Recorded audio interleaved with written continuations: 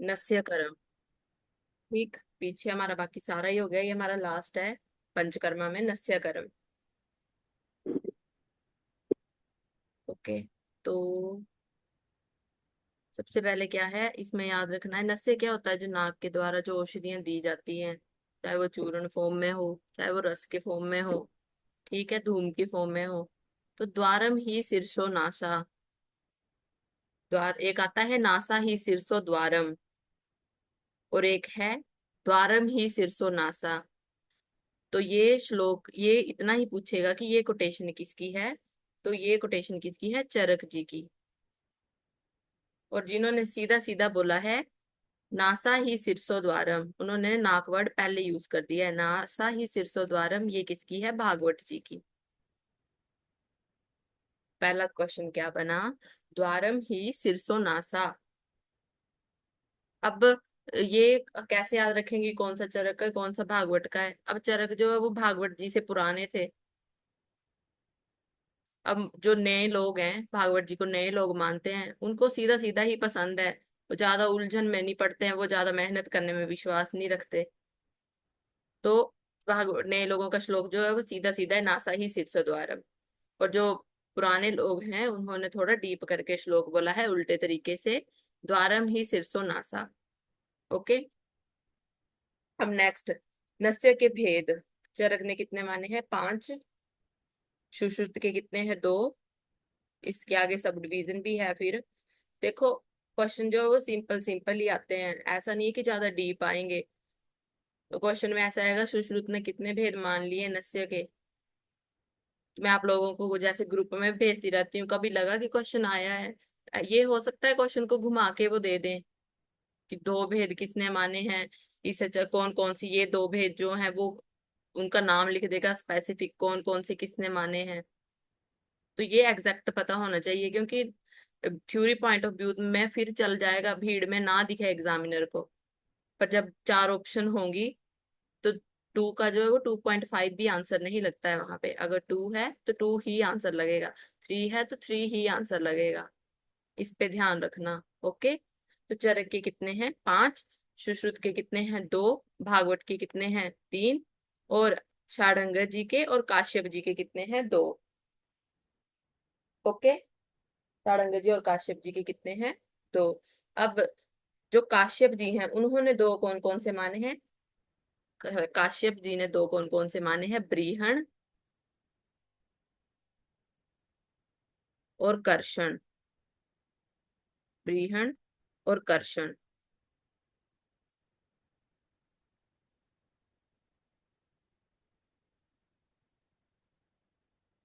Okay, कौन कौन से इनके, ब्रीहण और कर्षण। और षाढ़ंगर जी के कौन से हैं, उन्होंने क्या बोला है, रेचन और स्नेहन। अब उन्होंने रेचन से रेचन से कर्षण लिया है। काश्यप जी ने तो वर्णन कर दिया है ब्रीहण और कर्षण का, पर षाढ़ंगर जी ने रेचन से रेचन और स्नेहन माना है, रेचन और स्नेह। ठीक है, अब षाढ़ंगर जी ने रेचन का मतलब किससे लिया है, कर्षण से। और स्नेहन, अब स्निग्ध कोई चीज देंगे तो उससे क्या होगा, ऑब्वियस सी बात है, ब्रीहण। तो रेचन उन्होंने कर्षण से समझा है, और स्नेहन किससे समझा है, ब्रीहण से। हो गए दो, लिख लिया, कुछ छूटा तो नहीं, बता दो एक बार।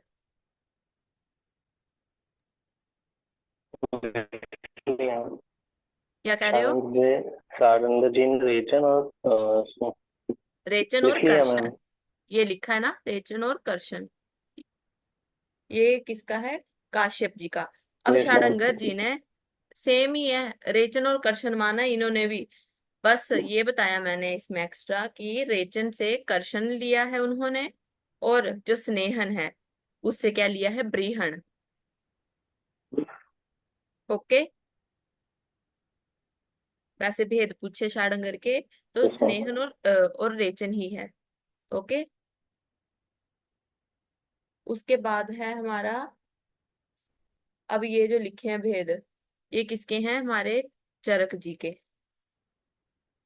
ये किसके हैं, हमारे चरक जी के। नावन, अवपीड़, धमापन, धूम्र और प्रतिमर्श। ओके।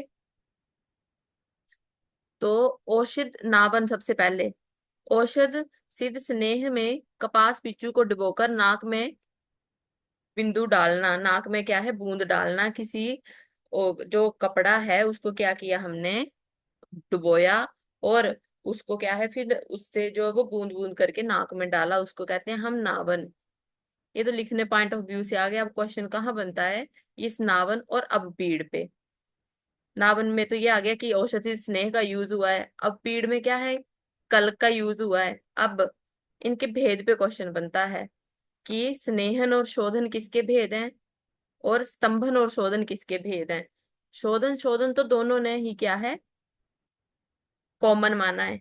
ऑप्शन में शमन भी दे रखा होगा क्योंकि हम शमन और शोधन करके पढ़ते हैं, पर ऐसा नहीं है। क्या है, समन नहीं है, शोधन कॉमन है। नावन में क्या क्या है, स्नेहन और शोधन, और अपीड़ में क्या है, स्तंभन और शोधन। अब नावन में क्या है, हमने स्नेह का यूज किया है, और अपीड़ में कलक का।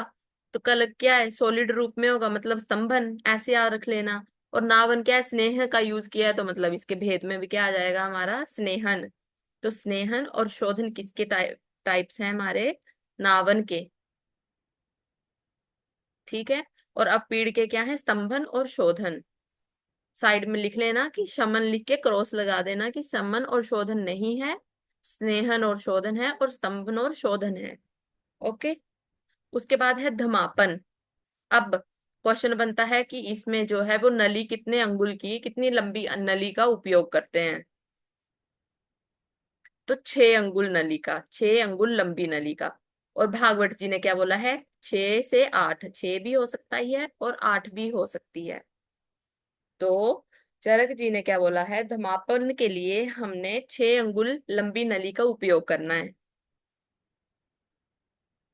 और भागवत जी ने क्या बोला है, 6 से 8। ओके। धमापन में क्या है, चूर्ण से चूर्ण का उपयोग किया है इसमें। अब इधर क्वेश्चन इस पे भी बना हुआ है कि देह स्तोत्र विशोधन, देह और स्त्रोतों का क्या है, विशोधन करने वाली, उनको क्लीन करने वाली कौन सा नस्य होता है, ये हमारा धमापन नस्य। तो ये कोटेशन ही याद रखना, देह स्त्रोत विशोधन फॉर धमापन। अब उसके बाद है धूम्र। ऑब्वियस है, धूमपान मतलब कि औषध सिद्ध धूम्र को नाक से खींचेंगे, हुक्का जो चलता है, एक वो भी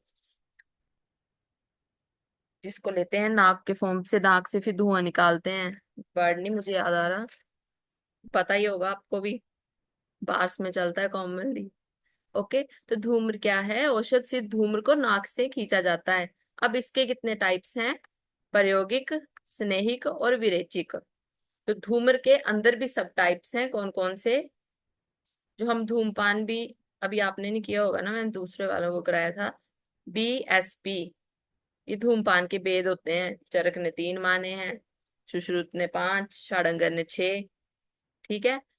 तो ये चरक के हैं धूमपान के, BSP याद रख लेना, BSP, विरेचनिक, स्नेहिक और प्रायोगिक। ठीक है। उसके बाद है प्रतिमर्श। ये एक ऐसा नस्य है जिसको हम प्रतिदिन यूज कर सकते हैं। ओके। इसको क्या है, हम प्रतिदिन यूज कर सकते हैं। और ऐसे भी पूछ लेता है कि षाडंगर जी ने जन्म से ही कौन सी चीजों का यूज करने के लिए बोला है। तो षाडंगर जी ने प्रतिमर्श नस्य को ये बोला है कि इसको हम जन्म से भी बच्चे को दे सकते हैं, जन्म से ही यूज इसका कर सकते हैं। ठीक।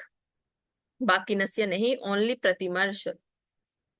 स्नेह की बूंद नाक में टपकाना प्रतिमर्श नस्य है। ठीक है। इसमें क्या है, उंगली डुबोकर। और नावन में क्या था, किसी कपड़ा, पिचू, पिचू को डुबोकर फिर जो है वो अंदर ड्रॉप्स डाली थी। और प्रतिमर्श में क्या है, हमने इसकी मात्रा भी क्या होती है, 2 बूंद, उंगली को डुबोया, फिर सीधा जो है वो नाक में ड्रॉप्स डाल दिए। ठीक है। उसको कहते हैं प्रतिमर्श। अब अब उसके बाद है क्रियाशीलता के आधार पर कितने टाइप्स हैं, तो 3 टाइप्स हैं। अगर पूछे कि चरक ने नस्य कितने टाइप्स का माना है, then answer will be 5।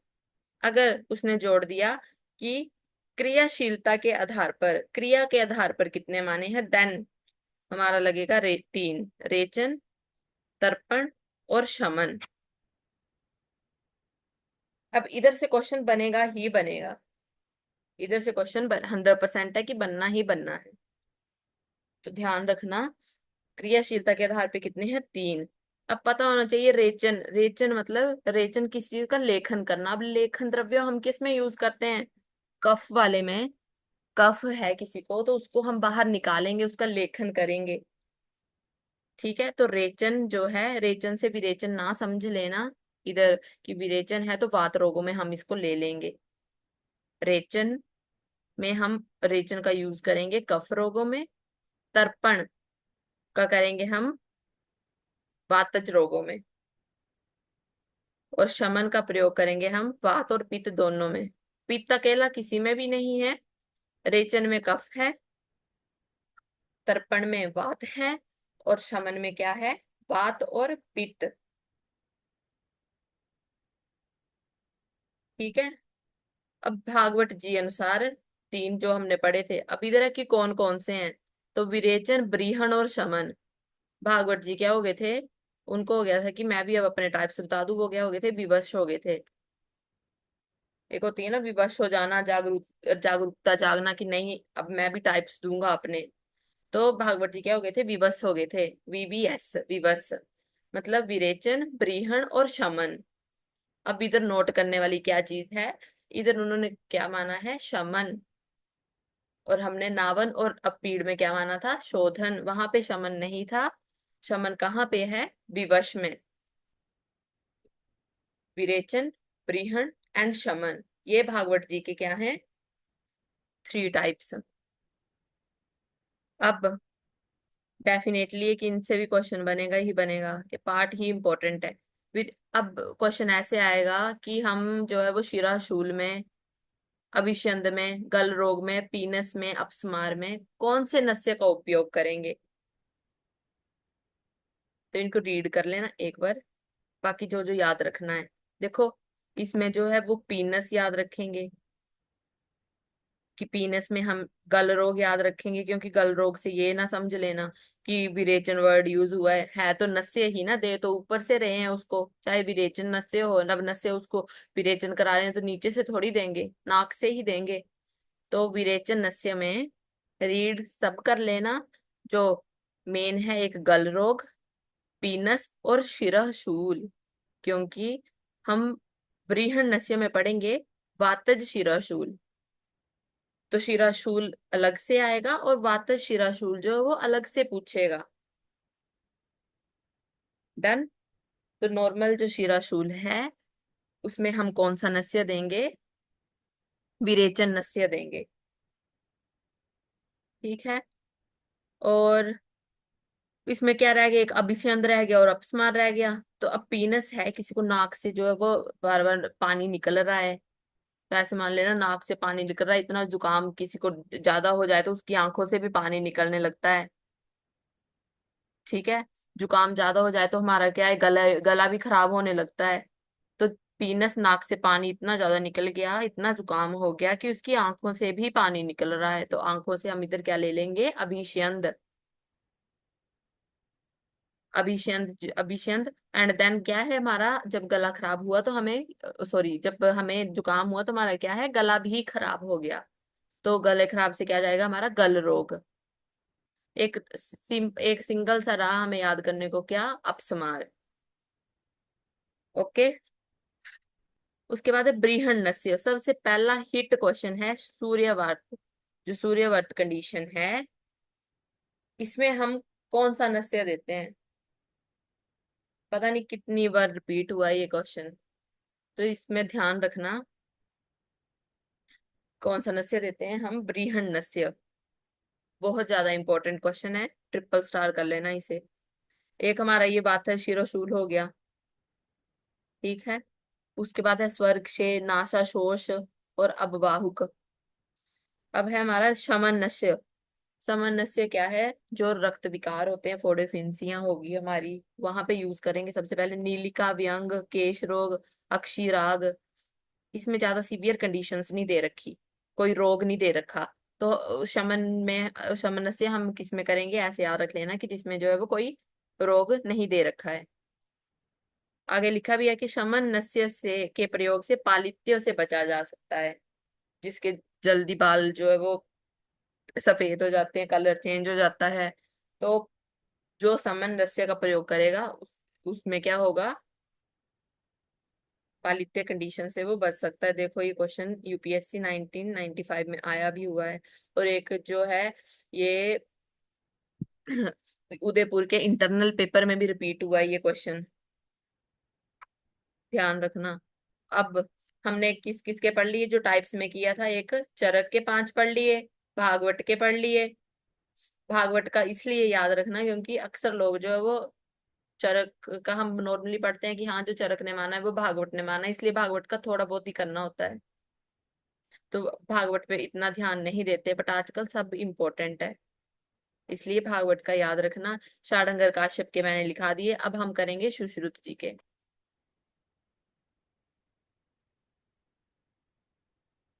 Sushruta जी के और अच्छे से कर लेना, 30 को टेस्ट है तुम्हारा।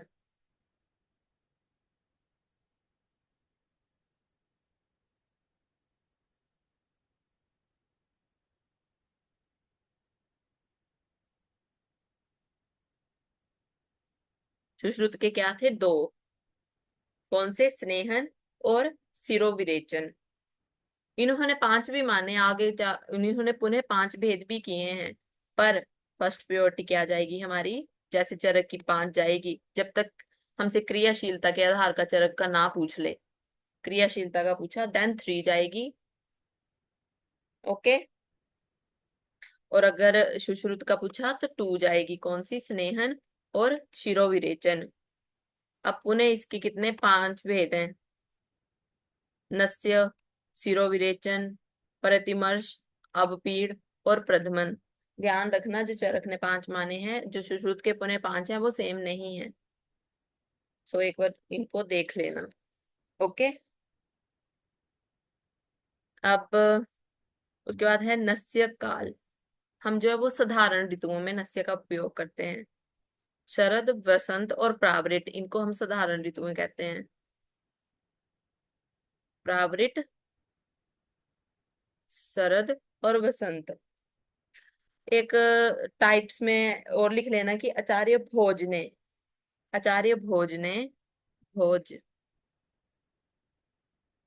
आचार्य भोज ने भी नस्य के कितने, 2 टाइप्स माने हैं। कौन कौन से, प्रायोगिक और स्नेहिक। प्रायोगिक और स्नेहिक।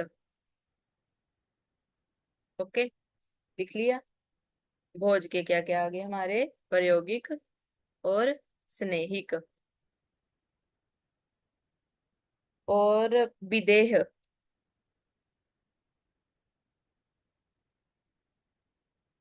विदेह ने क्या क्या माने हैं, संज्ञा प्रबोधक। आचार्य विदेह ने भी 2 टाइप्स माने हैं। भोज के 2 हो गए हमारे, प्रायोगिक और स्नेहिक। और विदेह का क्या क्या हो गए हमारे, संज्ञा प्रबोधक, संज्ञा,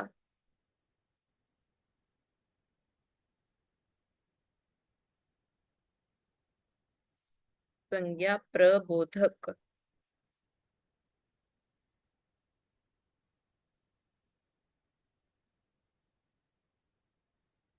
संज्ञा प्रबोधक।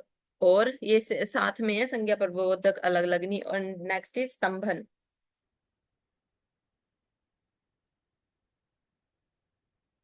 ओके। ठीक है। तो नस्य किस किस ऋतु में देते हैं हम, सॉरी ये तो ऊपर वाला तो हमारा पार्ट रह ही गया, टेबल टेबल वाला। पहले ये देखो नस्य का परिमाण। तो प्रतिमर्श नस्य जो हम प्रतिदिन यूज करते हैं, नाम भी प्रतिमर्श है और यूज भी इसको प्रतिदिन कर सकते हैं।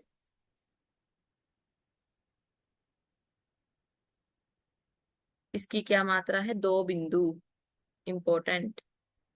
अब अलग अलग से दिया है। अवपीड नस्य, क्वेश्चन पूछेंगे कि अवपीड नस्य की मध्यम मात्रा क्या है, उत्तम मात्रा क्या है, ह्रस्व मात्रा क्या है। तो 4 6 8, 4 6 8। ओके, 4 6 8 हो गया। उसके बाद मर्श। अब इधर ध्यान रखना है, क्वेश्चन कहाँ गलत होता है, इसकी भी हम क्या कर देते हैं 4 6 8। तो ऐसे याद रखना, पहले हमने अवपीड़ पढ़ा था, उसके बाद जो है वो मर्श पढ़ा था। ठीक है, तो पहले है 4 6 8, उसके बाद हमने मर्श पढ़ा तो उसमें 4 हटा दिया, कहाँ से शुरू किया 6 8 और 10 से। अवपीड़ में है 4 6 8 और मर्श में है 6 8 और 10। ओके। अब स्नेहन नस्य की मात्रा, ये कौन सा स्नेहन है जो हमने टाइप्स में पढ़ा था कि स्नेहन और शोधन टू टाइप्स माने गए हैं, वो वाला। तो स्नेहन नस्य की क्या मात्रा है, प्रथम द्वितीय और तृतीय। इसकी बिंदु में भी पूछता है और इसकी शुक्ति में भी पूछता है। तो ऐसे पूछेगा कि स्नेहन की द्वितीय मात्रा कौन सी है, तृतीय मात्रा कौन सी है। जब मान प्रकरण करेंगे हम भेषज में, अभी याद कर लेना, क्योंकि मान प्रकरण करने में जो है वो टाइम लगता है और वो थोड़ा टफ पोर्शन में भी आता है। उसको चाहे कोड से भी अच्छे से कर लो पर वो चीज भूलती है, इसलिए इन चीजों पे रेपिटेशन की जरूरत होती है। तो ये अभी ही याद कर लेना कि 32 बिंदु को हम जो है वो एक शुक्ति कहते हैं। पानी शुक्ति कितने बिंदु का होता है, तो 64 बिंदु का पानी शुक्ति होता है। टेबल से करना, 8 4 32, उसके बाद कितने आ गए 64, 8 32 और 64। ओके। तो ऐसे आएगा कि प्रथम मात्रा में एक शुक्ति हम नस्य की बूंद देंगे। तो ऐसा नहीं करना है, पहले 8 32 और 64, एक शुक्ति 32 बिंदु के बराबर है। ओके, शुक्ति पानी शुक्ति। अब इधर लिख लो, स्नेहन का तो हो गया, शोधन की मात्रा। शोधन और अपपीड़ की मात्रा क्या है, सेम, उसकी भी क्या है 4 6 और 8। 4 6 और 8 शोधन की भी ये है और अपपीड़ की भी यही है। मर्श में क्या था, 4 हटा के 6 से शुरू किया था, 6 8 और 10, दो दो का गैप इधर दिया था। स्नेह की हमारी होगी 8 बिंदु, शुक्ति और पानी शुक्ति। 8 बिंदु का तो चलो वो ही रहेगा, क्वेश्चन इसी पे आएगा। बट अभी तक जितने भी क्वेश्चन बने हैं वो शुक्ति और पानी शुक्ति पे ही बने हैं, कि द्वितीय मात्रा क्या है हमारी, शुक्ति है कि पानी शुक्ति है। ओके। तो ऐसा ना कर लेना कि पहले शुक्ति था पानी शुक्ति था, तो शायद पहली मात्रा शुक्ति है दूसरी पानी शुक्ति है। नो, पहले पे 8 बिंदु है, देन शुक्ति है, फिर उसके बाद पानी शुक्ति है। अब धूम्र जो मैं बता रही थी, बीएसपी, बी, इसको बीएसपी करके ही याद रखना, बिकॉज हम जब सुश्रुत और षाडंगर जी का करेंगे तो क्या है, सीक्वेंस लर्न करने में आसानी रहेगी। 24 32 36।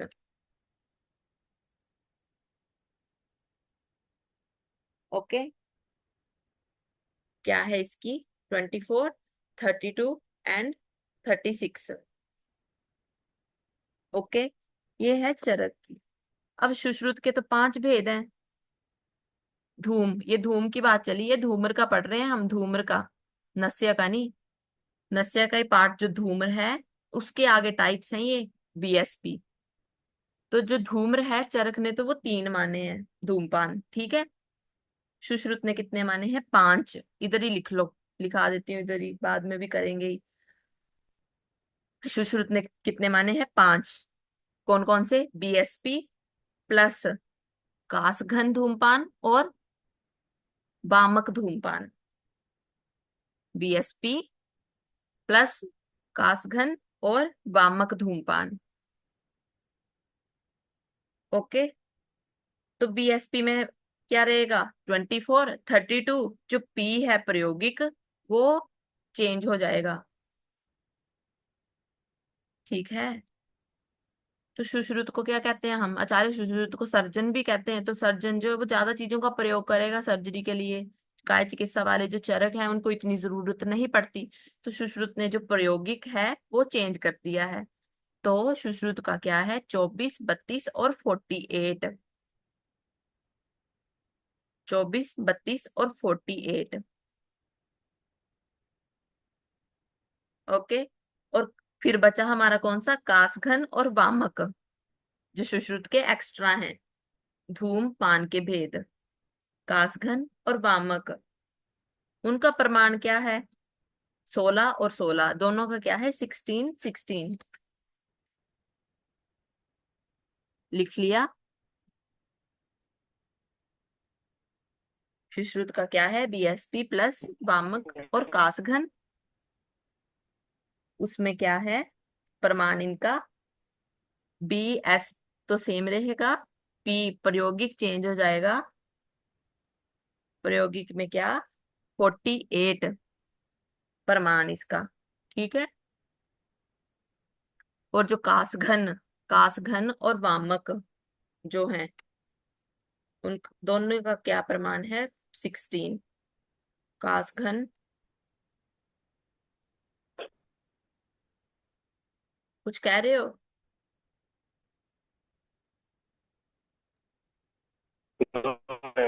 बस मत ही पूछने की हो गई। क्या हुआ, वीडियो रुक गई।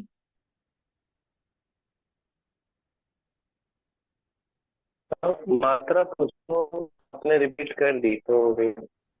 ओके ठीक है। ठीक है, तो लिख लिया। याद रखना, अभी फिलहाल चरक सुश्रुत का ही याद रखो, जब षडंगर करेंगे उसमें उधर का करा दूंगी। ठीक है। उसके बाद है नस्य का काल, जो साधारण ऋतुओं में हम नस्य का उपयोग करते हैं, प्रावृट, शरद और बसंत। प्रावृट, शरद और बसंत। अब नस्य हेतु वय, तो 8 से 80 वर्ष। 8 से पहले नहीं इसका प्रयोग करना, और 80 वर्ष के बाद इसका उपयोग नहीं करना। ये एक मर्यादा काल बताया हुआ है कि कब से कब इसका उपयोग कर सकते हैं। ओके। ये किसका है हमारा, नस्य के हेतु वय, किस काल तक हम इसका जो वो उपयोग कर सकते हैं। ओके। नस्य काल मर्यादा, और कितने दिन तक, तो 21 दिन से ऊपर नहीं करना है, क्योंकि फिर सातम्य हो जाएगी वो चीज, फिर कराओ ना कराओ फर्क नहीं उसका पड़ता। उसके बाद है दोषा अनुसार नस्य काल। तो प्रातः काल हमें पता है, कफ लो, कफ जो शुरू में कफ बढ़ा होता है, देन पित्त, देन वात। तो प्रातः काल कफ, मध्य में पित्त रोगों में करना है, और साय और रात्रि में वात रोगों में नस्य का उपयोग करेंगे। ओके, ये हो गया। अब नस्य देने के काल, जो चरक और भागवत है, वेरी इंपॉर्टेंट दिस पार्ट। ठीक। तो सुश्रु चरक जी ने क्या किया कि गर्मियों के दिनों में अपनी जो ओपीडी थी, ठीक है, वो सुबह के टाइम की रख ली। गर्मियों के टाइम में जो चरक ने था अपनी ओपीडी किस टाइम की रख ली थी, सुबह के टाइम की। और भागवत ने, फिर भागवत ने ये सोचा कि चरक की सुबह की है तो वो शाम की ओपीडी कर लेंगे, क्योंकि गर्मी थी दोपहर की तो वो कर नहीं सकते थे। तो चरक ने अपनी ओपीडी किस टाइम की थी, सुबह की। ओके। और चरक सुश्रुत भागवत में सबसे पहले भी हम कौन सा पढ़ते हैं, चरक। चरक ने गर्मियों में अपनी ओपीडी सुबह की रखी थी, और भागवत ने गर्मियों में अपनी ओपीडी शाम की रखी थी। डन। क्वेश्चन इन दोनों पे बनेगा, और इन दोनों पे बना के गलत कर दोगे, तो ध्यान रखना। अब शीतकाल में क्या है, मध्याह्ने, मध्य में, इधर भी शीत में मध्य है। वर्षा में दुर्दिन को छोड़कर, वर्षा में सूर्य दिखने पर, वही दुर्दिन का मतलब भी वही है कि जब बादल ना हो तब हमने देना है, सेम। चेंज कहाँ हुआ हमारा, ग्रीष्म, ग्रीष्म, चरक की सुबह की ओपीडी और भागवत की शाम की ओपीडी। अब भागवत ने जो है वो सुबह भी कुछ ना कुछ चलाना था, तो भागवत ने सुबह की ओपीडी कब रखी अपनी, शरद और बसंत। तो स्वस्थ अवस्था में, शरद में और वसंत में।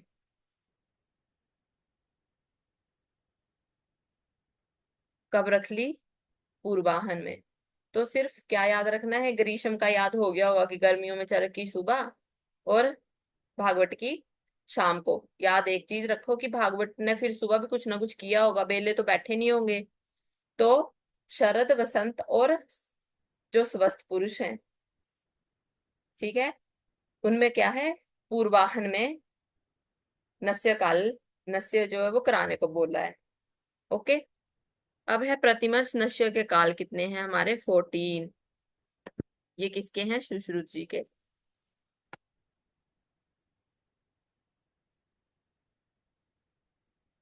ठीक, हमारा ये पार्ट बचा, फिर हमारा नस्य कंप्लीट। उसके बाद कुछ ड्रग्स रहेंगी कि वमन के लिए कौन सी यूज करेंगे, विरेचन के लिए कौन सी यूज करेंगे।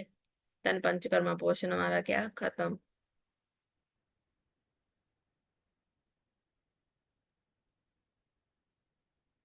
फिर हम या तो सर्जरी शुरू करेंगे या तो काय चिकित्सा शुरू करेंगे। सोच रही हूँ सर्जरी करा दूं पहले। प्रतिमास नस्य के काल क्या है हमारे, सुश्रुत के 14। ओके। अब है नस्य पश्चात कर्म। अब नस्य करा लिया, उसके बाद क्या करेंगे हम, कफनाशक धूमपान देते हैं कि कुछ दोष फिर भी बच गए हों, तो धूमपान के थ्रू जो है वो निकल जाए, वो उनका नाश हो जाए। ओके। नस्य पश्चात क्या है, हमने कफनाशक धूमपान करना है। और ये मेडिकेटेड धूमपान होता है, ये नहीं कि नस्य कराया उसके बाद बीड़ी पीने बैठ गए। Okay. This is a medicated धूमपान जो बनाया जाता है आफ्टर नस्य। ये नहीं है कि नस्य कराया और मान लो रीजनिंग में क्वेश्चन आया कि जो जो भी मिलता होगा वो पीने लग पड़े दुकान में जाके। ध्यान रखना। सिरो विरेचन, इस बार इससे क्वेश्चन था, इसके अतियोग से MD 24 में, कि ऑप्शन में था शिरोरोग, अक्षी, श्रवण और नासार्थी। कौन सा जो है वो शिरो नस्य के अतियोग में हमें नहीं मिलता।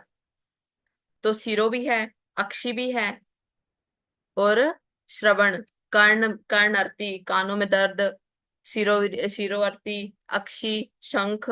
उधर नासा, नासा का कोई रोल नहीं था। अब देखो, नस्य का अतियोग है और नासा का कोई रोल ही नहीं था, ऐसे क्वेश्चन आते हैं। ध्यान रखना कौन कौन सी चीजें इन्वॉल्व है। सिर इन्वॉल्व है, अक्षी इन्वॉल्व है, और श्रवण, कर्ण जो हमारे कान है वो इन्वॉल्व है। अगर अतियोग करा देंगे हम नस्य का तो। और क्या आ जाएगा हमारा, तिमिर, वो यक्षी रोगों से मैच करता हुआ। अब सम्यक योग, उरः सिरो लाघव, इंद्रियाच स्तोतो विशुद्ध्यश्च भवेद विशुद्धे। तो ये तो सम्यक योग का पता लग ही जाए, पर इसको लर्न कर लेना, ये थ्योरी पॉइंट ऑफ व्यू से भी इंपॉर्टेंट है। नस्य का आ गया, ये 3 श्लोक लिखोगे कोई नंबर नहीं काटेगा। और ये क्वेश्चन जो है वो बार बार लर्न कर लेना। मुझे नहीं पता तुम्हारे कॉलेज में कैसे कराते हैं, हमें तो ये टीचरों ने बार बार सुन के ही, क्लास से बाहर निकाल के ही याद करा दिए थे। इसलिए इन श्लोकों को लर्न कर लेना। कोई कोई श्लोक बोलूंगी लर्न करने को जो जरूरी है, इनको लर्न कर लेना। अयोग में क्या है, गलोलेप। क्या होगा हमारा, नस्य हम अच्छे से नहीं देंगे तो कफ अच्छे से नहीं निकलेगा, वो गले में फंस जाएगा। गलोलेप, शीर्षो गुरुत्वम, कफ ही नहीं निकला है, वो अंदर ही भरा है, तो क्या हो जाएगा, सिर भारी हो जाएगा हमारा, गुरुत्व आ जाएगी, निष्ठीवन बार बार थूकेंगे हम। च अप्य दुर्विरक्तो। ओके। उसके बाद है हमारे नस्य व्यापद, कितने हैं, 2। तो स्नेहिक नस्य द्वारा और शिरोविरेचन नस्य द्वारा। स्नेहिक नस्य द्वारा दोष उत्क्लेशजन्य, ये व्यापद होगा स्नेहिक नस्य द्वारा। अब स्नेह है, चिपचिपी चीज किसी को ज्यादा दे देंगे, कुछ खाया है, कफ उसका पहले से ही बड़ा होगा, तो क्या होगा उसमें, हम और ज्यादा दोषों का उत्क्लेश हो जाएगा। और शिरोविरेचन द्वारा क्या है, दोष क्षयजन्य। तो अब इनकी चिकित्सा में क्या है, स्नेह की चिकित्सा में हमने क्या कराना है, शोधन और शमन। और जिसमें दोष क्षय, क्षय हुआ था, ये व्यापद आया था, तो क्षय में हम क्या कराते हैं, ब्रीहण। ओके। दोष क्षय में क्या है, ब्रीहण कराएंगे। जो किसकी वजह से हुआ है? शिरोविरेचन की वजह से। और स्नेहिक नस्य में, नस्य की द्वारा क्या हुआ था? दोषों का उत्क्लेश हो गया था। उसमें क्या चिकित्सा रहेगी हमारी? शोधन और शमन। ओके। तो हमारा जो है वो, अब हम पंचकर्म उपयोगी जो द्रव्य हैं उनका बारे में पढ़ेंगे। वो हम कल की क्लास में करेंगे। Okay, thank you. Thank you ma'am.